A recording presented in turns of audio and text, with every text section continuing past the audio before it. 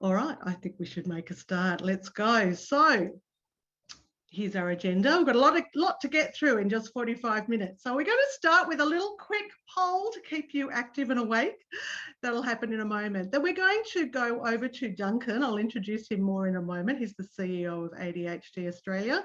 And we're going to hear a little bit more about what ADHD is. The steps to follow if you are concerned about one of your students.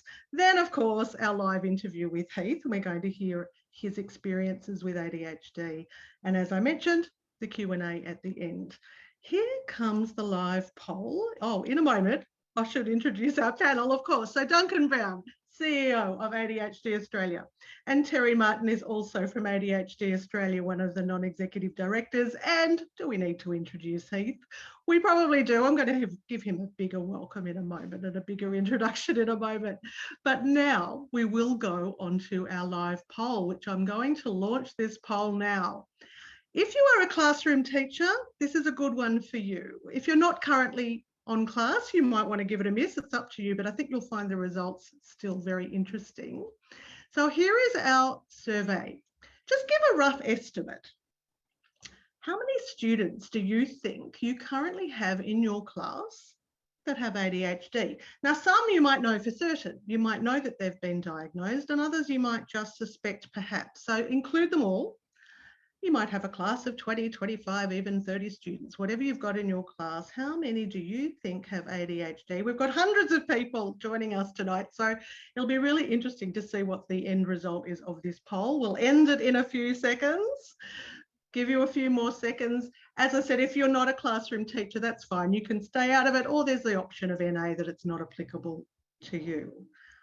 A few more seconds to get those. We've got a lot of people who have done this already. Hundreds of people. Okay. And thank you to the people in the chat box saying hello and telling us where you're from. I love that. I can see we've got Wollongong, Gippsland, someone in New Zealand, someone from Mentone. They're all around the place. All right. I'm going to end the poll. Are you ready? And then I'll share the results of the poll. The choices were, okay, I'm going to share these results. Let's have a look. So the poll was, do you have none? Nobody said that. Maybe one or two students. 30% of you thought you have one or two. 46% of this audience tonight believe there are 3 or 4 students in their class that possibly have ADHD. 18% said they've got at least 5 or more. And then there were a few people who weren't sure. And Matt, that's great that you're joining our webinar tonight, because you might learn a little bit more about how to identify students. And then there were some that it wasn't applicable to them. So the majority believe they pretty much have 3 or 4 in their class. Very interesting. So I'll really be interested to hear from Duncan too, what his thoughts are about that. So let's move right along. And I'm going to just stop my sharing of that screen, because it's going to be time if Duncan and Terri, and actually all of our panel, you might like to turn on your cameras now and say hello. And I can see Celia saying hello from Greater Western Sydney. Yes, I'm with you. Hello to you. Terri, Heath, Duncan, are you there? Please turn on your microphones, turn on your cameras, and we'll be able to see you. That would be great. Not too sure if you can hear me. I can't turn. It still says that you are controlling me. Yes, the camera won't go on. All right, so we just need to see. That's look, that's okay. I've got a face for radio, so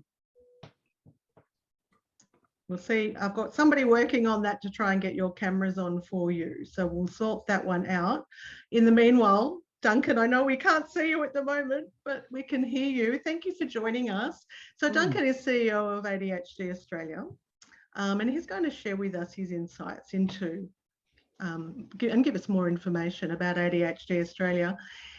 There are a lot of teachers out there on this webinar this evening, and probably they all feel they have a little bit of knowledge about ADHD to varying degrees. So we're hoping to really learn more and get more insights. So Duncan, I know I'm unfortunate at the moment. I'm not sure why your camera is not on, but maybe we can do it without the camera. We can certainly hear you. So please, if you could make a start.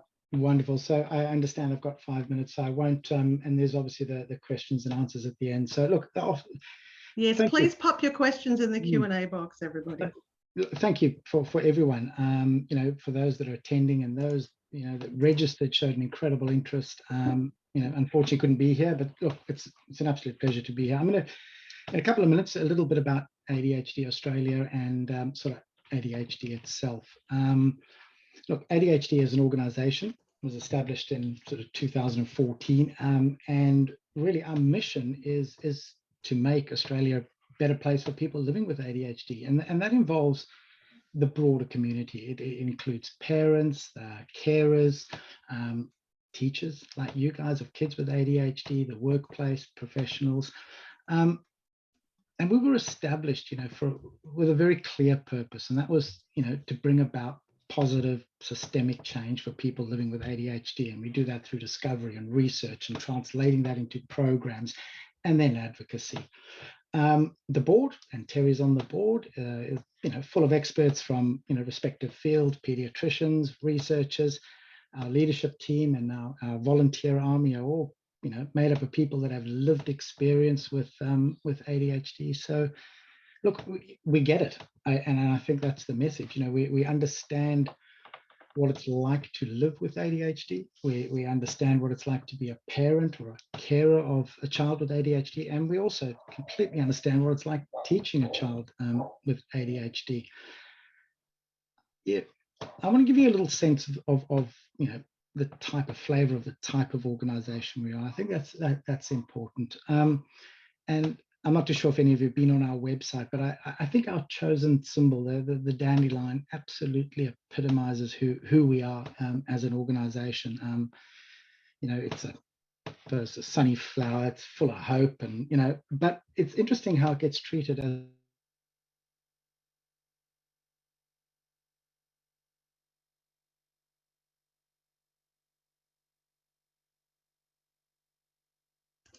You've just muted Duncan, so just unmute. I'm not. There we go. You're back. Yeah, you're there back. we go.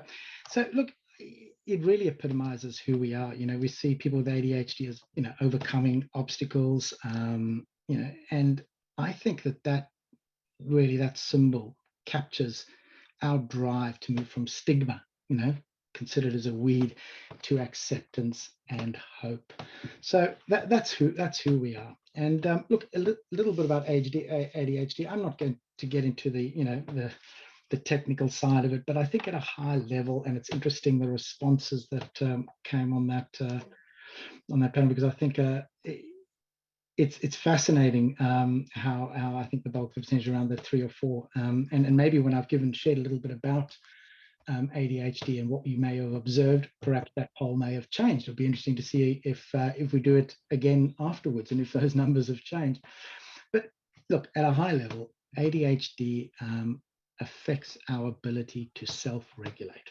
And the mental processes that we rely on to self-regulate, they're called our executive functions. And these executive functions enable us we control our thoughts, our words, our actions, our emotions, our ability to perceive and manage time, to direct our own behavior. And they also enable us to self-reflect and self-motivate and delay gratification and navigate social situations. So these executive functions are absolutely fundamental in our ability to integrate.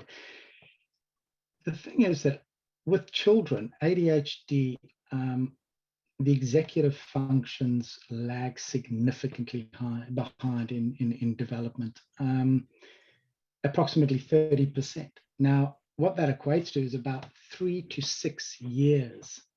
So, for the teachers, this means really a child in year 6 will probably have the executive functioning or sort of emotional and social maturity of a child in year 4, possibly even year 3.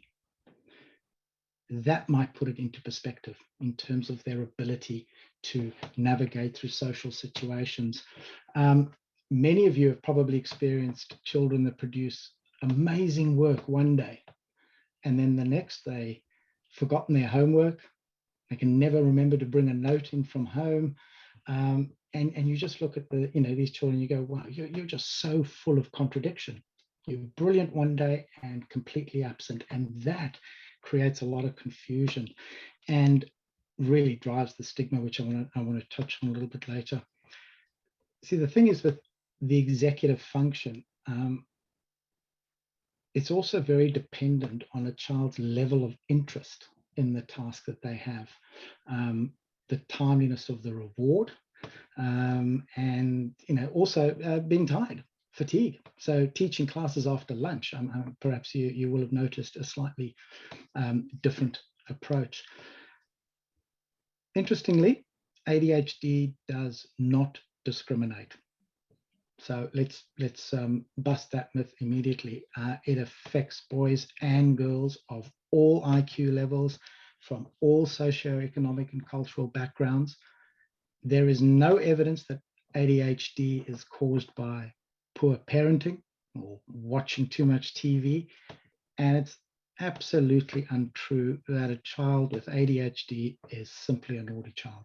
And I know, the stereotype of ADHD boys. I mean, I'm sure we'll hear from you. I have ADHD, and the stereotype is, boys disrupting the classroom, isn't it? It's jumping on their seats and getting into the other kids' business and, blurting answers out without putting their hand up. But there's something I also want to draw your attention to, and that is girls have ADHD too. And this is something that I would like you to really be mindful of and conscious of. Their symptoms are a lot more subtle. And, we have, there's more girls that tend to have the inattentive symptoms. And sadly, they, run the risk of being sort of dismissed as being a bit, dreamy and ditzy. And then, there's those that have the hyperactive impulsive symptoms and are more likely to be sort of perceived as being pushy or over emotional. And then I'm sure you may have experienced some girls in your classrooms that are chronically hard on themselves, absolutely striving for perfection before they hand any homework in. Behind all that, they'll be struggling with thoughts of being stupid or low self-esteem. So we really need to be mindful of that. It's very easy to, the boys that tend to be playing out a little bit more, the girls subtly there, but with similar impacts. So I'd like to draw your attention to that. Look, in the short time I've had, am I still here?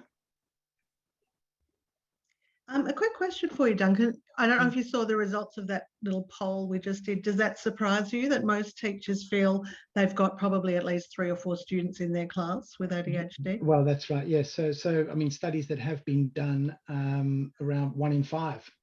1 in 5 people impacted, and across the broader society, 1 in 20. So it does.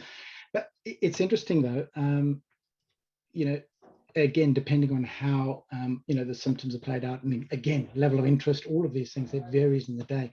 A single child with ADHD that is not engaged can disrupt a class of 25, 30 people, and that's why it's very important that we do focus on those sorts of strategies around managing that. Mm-hmm. So look, just to end off, I've touched on the negative aspects of ADHD in the sense of the inattentiveness and the jumping around. Look, it would be totally remiss of me not to focus, or just very briefly, on the incredible positive sides of ADHD, and that capacity to be hyper focused on a particular task. A lot of parents and carers have reported, and teachers reported, that kids with ADHD incredibly affectionate, brutally honest. Some of these are incredibly wonderful attributes. And so look, I just leave you with a thought. Of course, we've got the questions and answers, and it's something that I try and hang on to every day. And really, compassion is the only response when we understand what it means to be human. I think the work that we're doing tirelessly is sort of to change our perspective of ADHD. And I think it's time that we let's not see these children as being impacted by ADHD, but perhaps they are gifted with ADHD. And I think that will go a long way to, the way you manage things, the way you perceive it. And we're not about changing who the child is. It's about making them, integrated in an independent way. And so that's, Thank I hope you. that I've taken more than 5 minutes, but I'll leave it at that if that's okay. No, I appreciate that. And it was a really nice way to put it. I like the way you put it at the end, a different way to view it. I'm just going to share my screen again with everyone. I was speaking to, just there we go, I've got it there, one of my principal friends, and bear in mind this principal is from New South Wales, and in a government school. So I wanted you to have a really practical takeaway from this webinar, and I thought, this is a good one, and this principal assisted me with putting these steps together.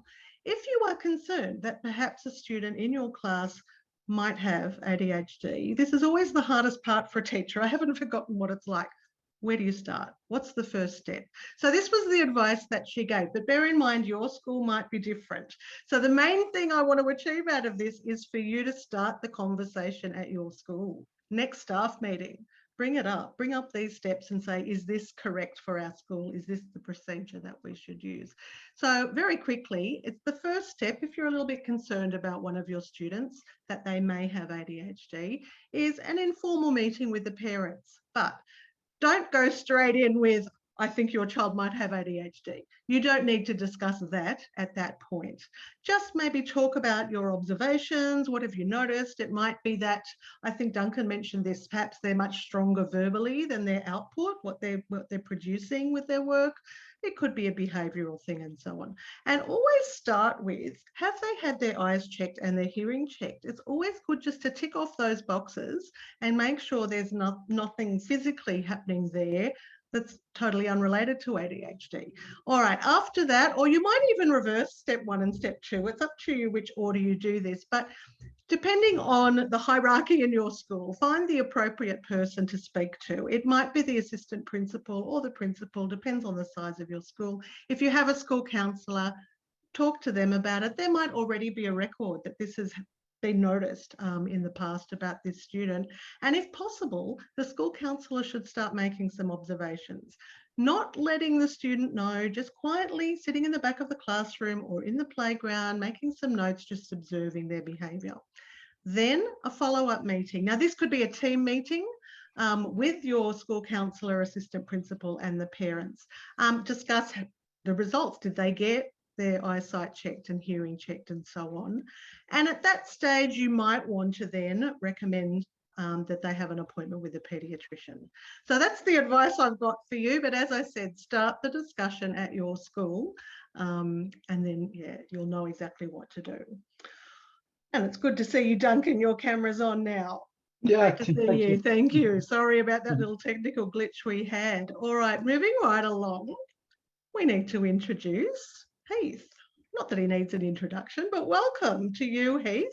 Thank you for joining us. I'm going to have a little video playing, of course, in the background, showing all of your AFL achievements there. For those of you who don't know, Heath was a professional athlete for 16 years, playing 325 games with Collingwood and GWS.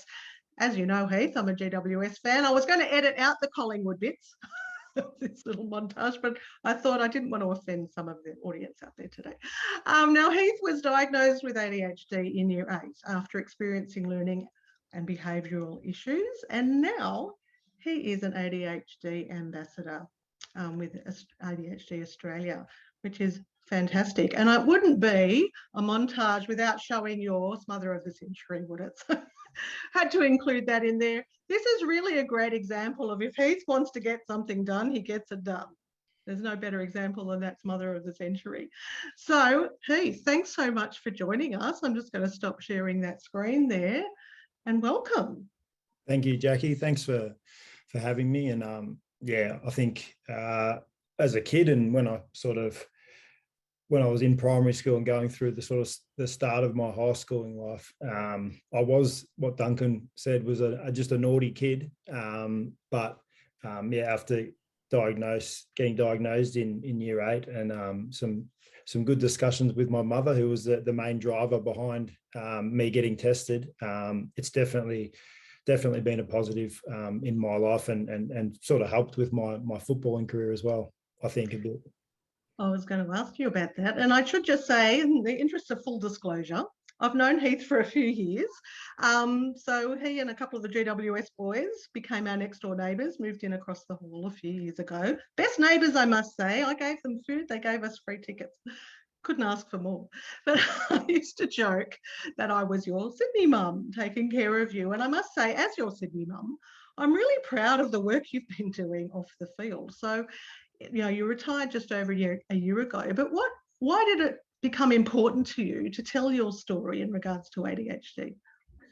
I think everyone's got a story, but for me, it was something that when I was younger and back when I was diagnosed, it wasn't as prominent, and it wasn't like out there as much. ADD wasn't sort of known or talked about as much, but now it's getting more relevant, and more people are actually talking about it. And so when the opportunity came about to get involved with ADHD Australia and bring even more awareness to that, I put the hand up and I jumped at that opportunity. I'm very grateful for that as well. And I was an expert at AFL, and I'm an expert at ADHD because I've had it for however long.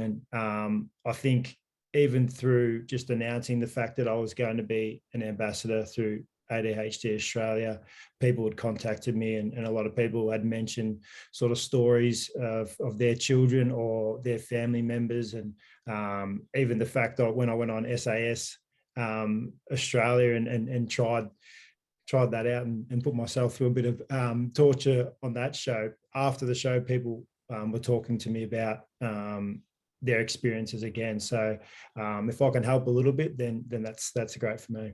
Yeah, that's really great. So, like, what were the first signs, and who identified it? Was it, you mentioned your mum, or was it your mum or teachers, or what were the signs and symptoms leading up to your diagnosis?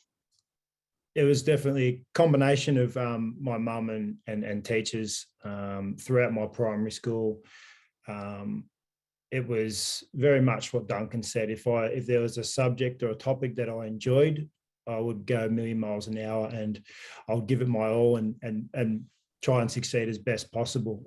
If it was a subject that I didn't enjoy as much, that's when I sort of just switched off, and I became that distracting kid in the corner who would find any way possible to turn the attention onto themselves or distract other kids in the classroom. So it was a build up, and I think Mum got to a tipping point in probably halfway through year 7, toward the end of year 7, and then was tested early in year 8, got the diagnosis, and then the next sort of step was, what do we do about it, sort of thing. So you get the diagnosis, and medication wasn't something that my mum was too keen on. For me, I wasn't really that worried about it, but Mum wasn't too keen. But we thought we'd give it a little trial, and it had some pretty good results. So I was medicated from year 8 all the way up to year 12 in my high schooling year, and it definitely there was definitely a change for good. And then it was something that I still had to sort of work through, and then there was still the ebbs and flows and ups and downs throughout that. Right. There was actually, I don't know if you saw it, but many months ago, there was an episode of, what do they call it, Millionaire Hot Seat, Who Wants to Be a Millionaire, with Eddie McGuire. And there was a contestant on there who said he was your teacher in high school. I don't recall his name. And of course, Eddie McGuire was very interested in that. And he made the comment, he asked the contestant, so what was it like having Heath Shaw as one of your students? And he said, well, you knew when Heath walked through the door whether he was on or not. Now, I'm assuming on means affected and impacted by ADHD. What did that look like on a given day if you were on, and were you aware of it? Did you feel different? Yeah, I definitely felt the difference between whether I wanted to concentrate and engage in the lesson or I didn't. I think Duncan mentioned before, the afternoons were probably the hardest for me. The learning in the afternoon was definitely harder because you'd had your full most of the day and you've had your lunchtime, and then the afternoon you're a bit tired and obviously a little bit emotional as well. And yeah, I found it harder in the afternoons. And one teacher that I had, I got along really, really well with, even though I was still a bit of a pain in her side at times. She would ask me most classes how I was feeling and what, like, whether I was on or not. And sometimes if I was like brutally honest, and I'd just say, yeah, no, I'm not feeling it today, she would write me a note and I'd go spend that class in the library, and she'd give me the homework later on. So we had a pretty good deal there, me and that teacher, and it worked well because I think it helped her out as a teacher, because there's other people in the class. It helped me out, knowing that I wasn't going to be fully attentive at that point in time, and that in a way it felt a little bit special about, yeah, she's like looking after me, and I'm able to still do everything that everyone else is doing, but just in a different way. Oh yeah, I can understand that. I was actually going to ask you that question. So, you know, I've got a lot of teachers here tonight. If they have a little Heath Shaw in their class, what advice have you got for them? So what worked for you and what didn't work? I think it is hard because there are naughty kids out there, and there are kids with ADHD, and not every single kid with ADHD is naughty. And so it's hard to sort of balance. And I think for me, it's hard if you do something wrong, do something disruptive. And I was like, for instance, if it was throwing a rubber at the back of someone's head, back in the day when we actually had rubbers, the question would be asked, like, obviously, Heath, why did you do that? And to be honest, for me, it was like purely an instinct thing. And I think people with ADD, they don't think that clearly at times, and don't think sometimes, they just do. So that question is actually really hard. Like, why did you do that? What's the reasoning behind it? And sometimes there is no reason, there is no rhyme, there is no reason, and you just do it. And then you don't worry about the consequences at the time, but then you deal with them afterwards. So it is hard. And I think for teachers, I would compare them a lot to like AFL coaches. It's like you've got different personalities in a football club and a football team and a classroom. And obviously you have to be able to adjust to the different types of personalities, and everyone learns different in a different way. So to understand the style that a certain student or a person with ADHD and how they learn, and to be active on that is probably the best way to do it. And sometimes it's the question, how are you feeling today, or how do you feel? And then sometimes it is like being a bit sort of stern with the way you deal with them as well. So there's definitely ways. There's a lot of different ways to, as they say, to skin a cat. But I think for teachers, they've got to deal with not only just like one kid or 28 kids, and with an ADHD kid and then someone else who learns different. It is a tough gig. And for me, sometimes defining the balance is just asking questions, but not necessarily about what they're doing or what they're doing wrong. It's just about how they're feeling and maybe what can I do to help you, sort of thing. Mm-hmm. Just knowing that support's there. Yeah. And do you think that you obviously had a talent in the sporting arena? I shouldn't say have. Do you think that was helpful at school because you had a really strong talent and it maybe made you a bit more popular because you were so good in the sporting arena? Do you think that helped, that people were more tolerant? Do you think it's more difficult for those students who maybe don't particularly excel at any one thing? I think it helped me. I probably got away with a little bit more because for that reason. But at the end of the day, like I said, when you're in the class, and it's not about like the one person, it's about the whole class, and the teachers have to deal with the whole class, and the whole class needs to learn as much as the child with ADHD. sport was really good for me because it gave me routine even after school, and that rock up to training, and then you do your skills training, and then your weights and yoga and all that routine was really good. And I think for people with ADHD, having a routine and having structure is great for them, and it gives them, it allows them to narrow the focus a bit, because at times that focus can go all different angles. So for me, like, football was great in that regard. School was actually great because you do have that structure around school and class and recess and lunch. But then sometimes outside, that's when the mind wanders a little bit as well. Yeah, for sure. And I was thinking, though, you were talking before about coaches. You would have played under a lot of coaches in junior years and in AFL. Did you talk to them about your ADHD? Did they adjust their style for you?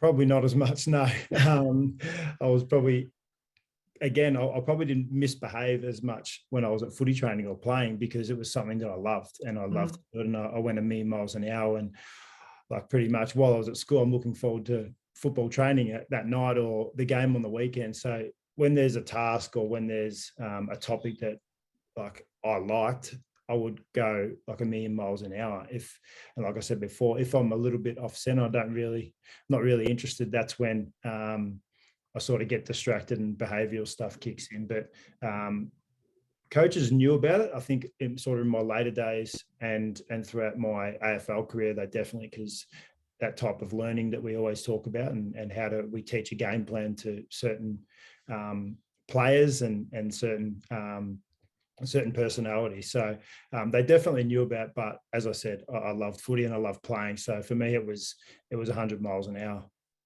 You mentioned your mum before, your real mum, not your Sydney mum. I've been fortunate to meet your family a couple of times, and they're all such lovely people, and it looks like you're a really close-knit group, very supportive of each other. But what was it like? Did ADHD make an impact, on the family dynamics growing up in that household? Yeah, it was an interesting dynamic, because I think mum was the one who dealt with the school and going to see the teachers when Heath got in trouble or anything like that. Dad was sort of the one who was driving me to sport on the weekend. So not that I didn't get along with my mum, but she was probably very similar to me. At times we were a bit stubborn, and we sort of butted heads a fair bit throughout my schooling life and throughout my high school. But then Dad was the nice guy who took me to footy, and something that I enjoyed doing. So the balance there was hard. I think for my mum, she probably dealt with most of the behavioural stuff to do with my ADD, which is why she was the main reason I went and got tested and went on the medication and spent time with her, like, dealing with that sort of stuff. And she spent a lot of time with teachers at school. I'm trying to understand and getting them to understand what I was like and the sort of the reasoning behind it. At times I definitely tested mum's patience. At times I definitely tested my dad, my brother and my sister's patience, and still do. But when you have that, like, the great support that I had around me, you do take the good with the bad, but at the end of the day, they're there to try and support you and help you and get the best out of you. And I think mum definitely played the main role in that. That's great. And I was thinking, though, as an adult, when you've talked to colleagues, friends about your ADHD, do you find that some of them respond maybe inappropriately, or they just don't have the knowledge about ADHD? What myths do you think are out there? I think for me, there is a few myths out there about, obviously, ADHD, but and we sort of get that jumbled up with the naughty kid. So sometimes every naughty kid these days has ADHD, or there's a reason why they're naughty, and it sort of gets lent towards ADHD. But I think these days, the more information people get, the more information we put out there, the better understanding people have around the sort of the medical side and the behavioural side and everything around that, and even just different personalities. There's Duncan mentioned it. There's he said the difference between males and females who have ADHD. It's not as prominent, the symptoms and the that sort of thing, but like I didn't even know that sort of thing. There's no doubt I would have went to school and I had been in classes with girls who had ADHD, but I was more the outgoing, dominant, distracting kid who probably took over from that. So there's so many things that we're still learning. I'm still learning about it, and that's what I'm wrapped to be on board. That's really good. All right. Well, I must ask you one more thing though. You know, you retired from AFL footy just over a year ago. When you were contemplating retiring, was ADHD a factor? Were you a bit worried about losing that routine? Yeah, it is. I think after being involved in AFL for 16 years, you're worried about what life after football looks like anyway, but the routine definitely suited me, and it made me comfortable. I was very comfortable in my footballing routine, which is, like I said before, you wake up, you go to training, you train, you do weights, and then you go home, and then you sort of do that on repeat. And that's comfortable. And I think when people with ADD, they are relaxed and they're at their you could say their best and they're most focused when they're comfortable in what they're doing or what it is the environment is around them. And the routine of football, as much at times it was tiring, it was definitely something that I enjoyed, and it was definitely something that made me, it was sort of like my safe place. So when that's taken away, or when it's time to move on, it is a little bit scary, but slowly but surely found a different type of routine. Awesome. Thank you so much. Now, what I want everyone to do now is think of some questions that might be for Heath, Terri or Duncan or me. You can pop that in the Q&A box. Please put your questions in the Q&A box, because what I really want to do is just very quickly, while you're doing that, there are people collating the questions. All right, so while they're doing that, I'm just going to really very quickly, in case you don't know what Matific is, I'm going to tell you a little bit more about it, and please be writing those questions in that Q&A box.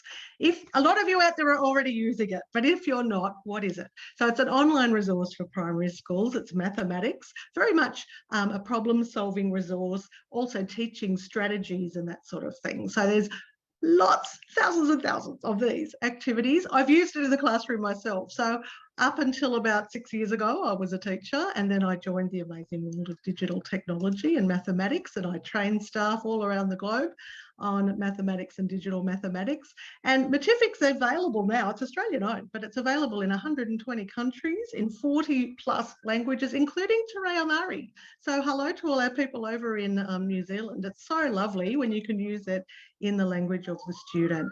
Whatever country you're in, it is mapped to your local curriculum. There's live detailed reporting. It'll work on any device. And as I said, lots of rich problem-solving tasks. I get asked every day of my life, how is Matific different? So take a look. This is an example. We call them episodes.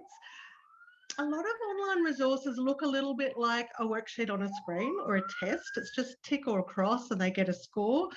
But it's 2022. We should be offering more than that. So if you want to compare what you're using or what you have been using to Matific, I always say just look at the student activities. Go and look at what the students are doing. Screen time is very precious, so make sure it's being used well. As a teacher, I loved popping it up on the screen and using it as an instructional tool. You would have seen if they made an error, which that was teaching the split strategy, that one. When they made an error, there's no big red cross. They actually get scaffolding and guidance when they need it, making them very independent, and it takes away that maths anxiety. And if you haven't seen it already, we recently launched a new student interface, which is pretty awesome. So I'll just quickly show you there. The graphics are so beautiful. It looks like they're part of a Disney movie or something. The rewards are great. They get an avatar. They can get avatar rewards if they get answers correct. They love that. Now, this is where the teacher's in control. The teacher can assign activities for the student to do for schoolwork or for homework, and this student follows that pathway. There's all the lovely activities for them to do. As I said, they can do them at school or at home, available 24/7. This is the independent part where students can go to and it's Adventure Island. This is great for this time of year because they start with a placement test. So this is assessing them. It takes only about 15 minutes or so.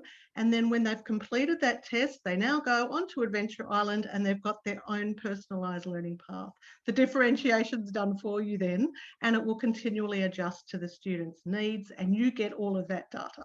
So you'll see all the results from that placement test. So it's very easy to use. Beautiful rewards. Apart from the avatar rewards, they can also gain certificates and that sort of thing. The students love it, and it also progresses for the different year levels, so they feel like they're progressing as they move throughout primary school. So it's the great same maths content, but it's just all packaged so beautifully. And we talk about attention span with students. There's only 5 questions in an activity, so it's only going to take them 5 or 10 minutes to do, which is a really nice size. It's not just for appropriate for ADHD students, but all students, because they can just do that activity, finished after 5 or 10 minutes, take a deep breath, recap, refresh, and move on to the next activity. Now, if you have not tried Matific at your school, here is your chance. We're going to, in Australia and New Zealand, give you free access until the end of March. So get your cameras ready, scan that QR code, and we'll be in touch to get you started. Now, don't worry if you're not in Australia or New Zealand, because we'll get the local representative in touch with you. So still scan it and we'll get in touch, and I'm sure they'll set you up with a great offer as well. But this is your chance to give it a try. No questions asked, free access until the end of March. This is for schools who haven't tried it before. When the pandemic started, we gave complimentary access to many, many schools to help them out with remote learning. So if you've already had complimentary access, we can't do it again. But if you haven't tried it, please scan that code and yeah, we'll be in touch. All right, now is your chance. I hope you've been popping lots of questions into the Q&A box, because now is your chance to ask questions of the panel. I wonder what the best ones are. Let's see if I'll find you some good ones here. Okay, we'll see who this is directed to. I think either Terri or Duncan, maybe either of you might be able to answer this one from Karen. What's the difference between hyperactive, combined, and inattentive? Who would like to answer that one, Terri or Duncan? I'd like to hear Terri's answer. Okay. No. Okay. Oh, you actually saying that? All right. Oh, sure. no, go for it. I can answer. We can both answer. Okay. Well, inattentive means struggles with focus, paying attention, gets easily distracted, and that's their core kind of behaviours. Lose focus. Hyperactive is a little bit like the naughty kids. Can't sit still, jiggling legs, fidgeting. Can't do something if they've got to have something in their hands. And combined means you've actually got a combination of the two. Okay, thank you. And actually in that vein, Tanya's got a question here about using things like fidgets and the chair wobbling and all of those little devices. Are they helpful? Yeah, absolutely they are. Certainly with my son has ADHD as well, and in fact it was on his diagnosis that I went, oh, hold on, there's some similarities here, and that's when I went through, and absolutely that does. And I think Terri's spot on, and I think the things that you could probably identify in class, certainly the inattentive, very forgetful, they will miss instructions. And you'll go, yeah, but I told them, and it's happened with my son. They go, but I told them in class. And you go, yeah, by the time he's left the door, it's not remembered, and they'll lose things, and they'll struggle to focus. And then the hyperactivity is, it's immediate gratification. There is no foresight around consequence of behavior or anything like that, and it's that immediate bouncing. The kids that don't have an off switch, that's what you'll see there. And then combined, you've got to be able to demonstrate sufficient of sort of symptoms of both to be classified as combined. I was thinking about, Heath mentioned before about throwing the rubber, and he was, impulsive behavior. And you probably didn't have these in your day, Heath, but there are those fidget spinners and things, gadgets now. I'm wondering if that really helped children with that impulsivity, because they've got something to grab onto. Terri, any thoughts on that? Yeah, I've got 2 children with ADHD. They're teenagers, and they both especially my daughter, she likes to have something in her hands all the time and doing something. And my son does that as well. And so I actually think they're a good thing. They can be distracting to others as they're watching them play with them, but it keeps their mind focused and kind of their body's doing something else. So I quite like them. They work for my kids. Yeah. Right. We've got a question or comment there from Lauren, who was saying that gamification, if they're using technology in school, that gamification really helps. Which, you know, I'm not going to argue with that, because that's exactly what Matific taps into, is gamification. What are your thoughts about screen time? Is there any difference with ADHD students? Duncan, you're on mute. So, look, again, I think I was saying that there's no research that, you know, excessive TV watching, excessive devices, but look, it's a complicated thing when you talk about devices, and I know we're talking about junior kids, but eventually, you know, in the social media, it's more about, it's not the time spent on it, it's how it makes them feel. And, you know, a lot of kids in the social media, the kids with ADHD, you know, have low self-esteem anyway.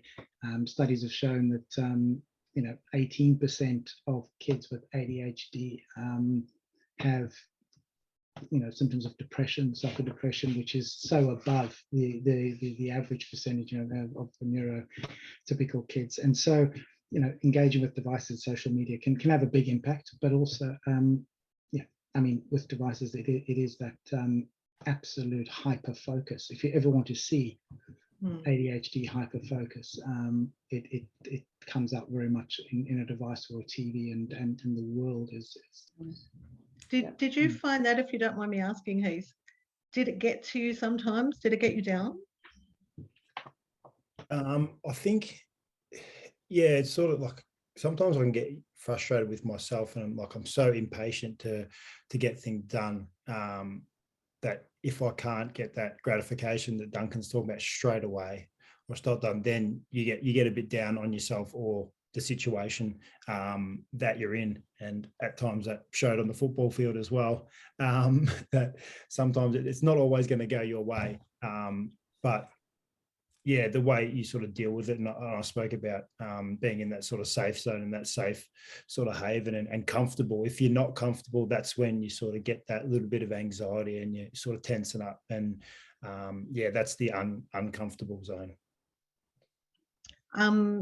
This might be a question for Terri or Duncan. Monique said she's concerned that the education system's not really meeting the needs of children with ADHD. How could we support them better, especially in terms of assessment and testing?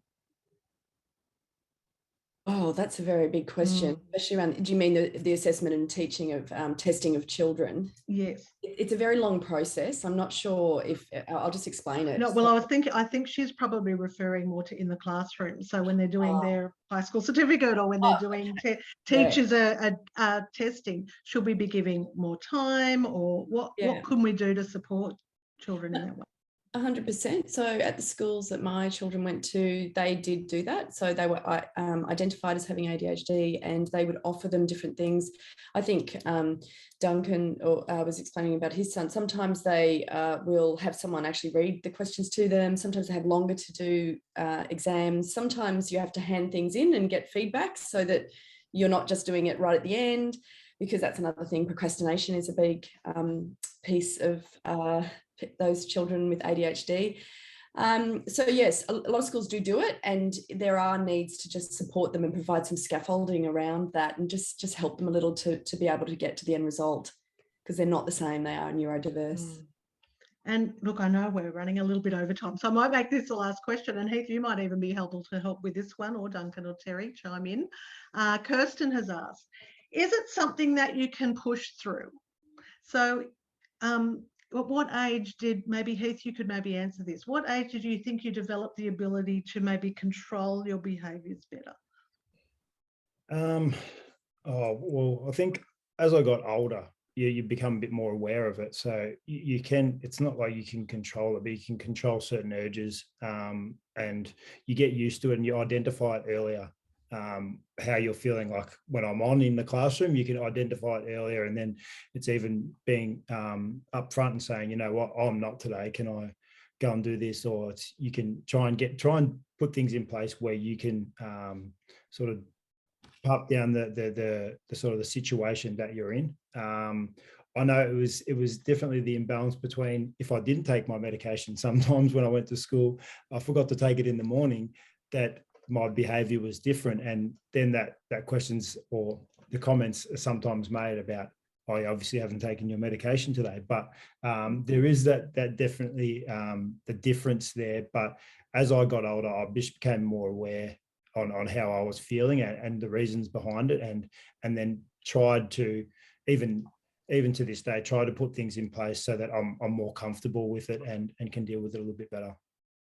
Wow, thank you. And it's unfortunate that we're running out of time, because I can see there are so many more questions. There are a lot of questions around girls too, because we did talk about the fact that girls, sometimes their behaviours might manifest slightly differently. Really quickly, Duncan or Terri, have you got a quick comment about that?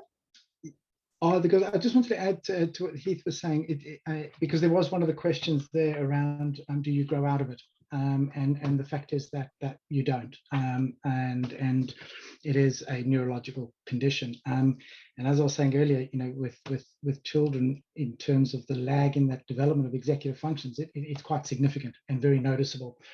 As we get older, you end up only developing anything from 75 to 80% of neurotypical sort of executive functioning, and that's where obviously medication and all of that comes into support, because that really gets supports the two chemicals in the brain that look at concentration and drive attention. So that was another question. I'm rolling a couple of questions in here. Whether that medication is most effective is a lot of studies have been done. Medication absolutely is effective, but the most effective is combined with appropriate therapy and training as well. That will be fantastic. And I know you guys at ADHD Australia are putting together an information pack for us. So right. We are going to be contacting everybody from the webinar today and everyone that registered. You'll all get a recording. I know some people were asking that. We are going to send you the recording so you can share it with your colleagues and watch it back. And yes, watch out for those follow-up emails, because we're also going to be sending out more information for you from ADHD Australia. I think our time is just about up. So I really do want to thank all of our panelists, of course. I'm just going to share my screen with you again. And I want to thank the panelists, and I also want to thank everybody for attending. As I said, I know how precious your time is, teachers out there. So I really do appreciate you spending the evening with us. If you haven't yet, please scan that QR code and we'll get in touch and you can have your free trial of Matific. Thank you, Terri. Thank you, Duncan. And thank you, Heath. Thanks, Jackie. Thank you. Thank you very much. Great. Thanks for everyone for attending and showing such an amazing interest. Thank you. It's been great working with you, and there'll be a little survey when you log out, everybody. We would really appreciate it if you could do that, because that helps us with our future planning. So thank you again for your time. Stay safe and well, everybody, and bye for now. Bye-bye.